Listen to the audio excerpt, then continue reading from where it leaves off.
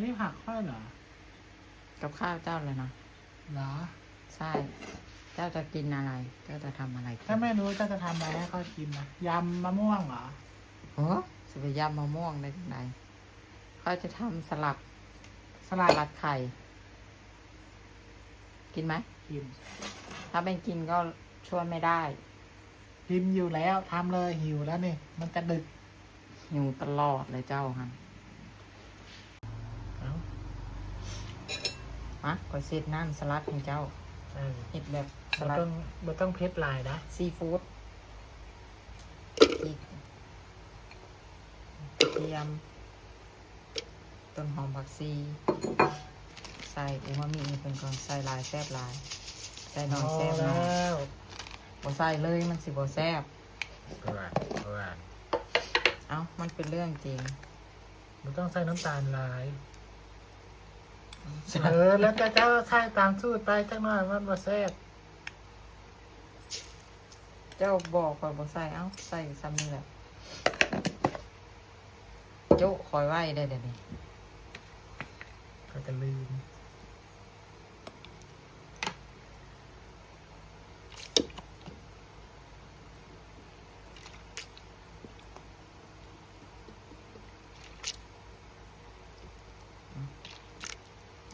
ขับรถอันนั้นลงเลยเนาะเราต้องใส่อัน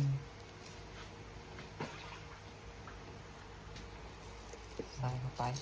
ใส่มะนาว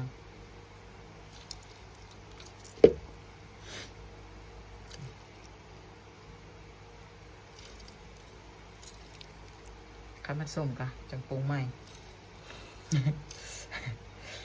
เอาไปตีดิปรุงได้ทุกยาม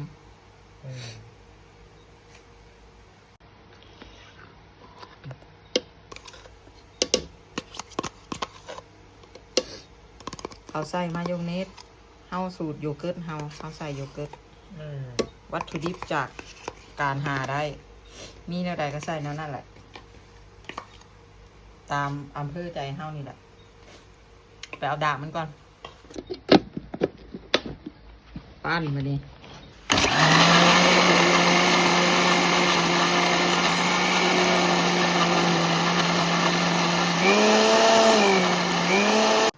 พัดมันก็เป็นหลอยน้ำสลัดเฮาได้เลยนี่ไปเอาให้เพิ่นราดเอง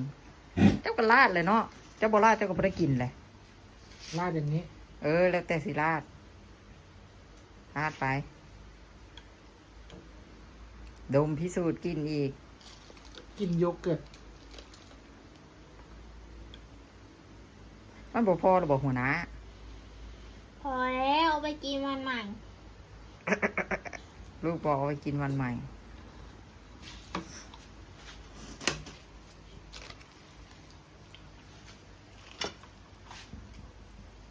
หมูจุ่มเป็นไงแซ่บไหมอร่อยเลยเขาสูตรโยเกิร์ตคนอื่นเขาใส่มายองเนสเขาใส่โยเกิร์ตหาได้ตามท้องตลาดพักอันสลัดเพิ่นไปลงว่านสินอนรับอยู่บ่นะกินกะละมังหนึ่งคันว่าลดหุ่นเป็นบ่ลูกกินกะละมังหนึ่งเมื่อกี้ก็แอบกินหมู แอบกินหมูเหรอ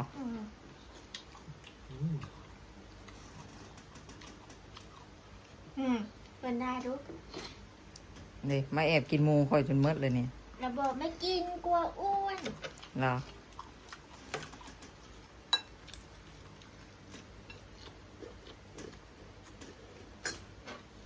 เบิ่งพูตุยอยู่พูด